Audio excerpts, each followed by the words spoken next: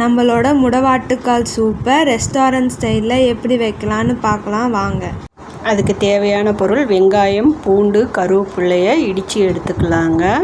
ஒரு பவுலை எடுத்து அதில் 1 டீஸ்பூன் முடவாட்டுக்கால் பவுடரும் 1/2 டீஸ்பூன் கார்ன்ஃப்ளவர் மாவும் போட்டு 2 டம்ளர் தண்ணி ஊற்றி அதை நல்லா மிக்ஸ் பண்ணிவிட்டு தட்டி வச்சுருந்த வெங்காயம், பூண்டு, கருவேப்பிலையை சேர்த்துக்கலாங்க. கொஞ்சம் உப்பு சேர்த்துக்கலாம். இந்த சூப் 3 பேருக்கு வரும்.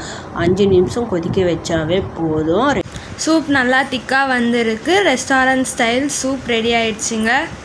இது மாதிரியும் ஒரு டைம் முடவாட்டுக்கால் சூப்பை செஞ்சு குடிச்சு பாருங்கள். ரொம்பவே நல்லா இருக்கும். நம்ம ரெகுலராக இந்த 11 மணிலேருந்து 12 மணி வரைக்கும் டீ குடிக்கிறவங்க ரெகுலராக இந்த மாதிரி எடுத்துக்கலாங்க. 1 கிளாஸ் தண்ணி ஊற்றி சூப் பவுடர் கொஞ்சம் சேர்த்து 5 நிமிஷம் கொதிக்க வச்சு அப்படியே குடிச்சிக்கலாங்க. உங்களுக்கு வேணுமென்னா வடிகட்டியும் எடுத்துக்கலாம்.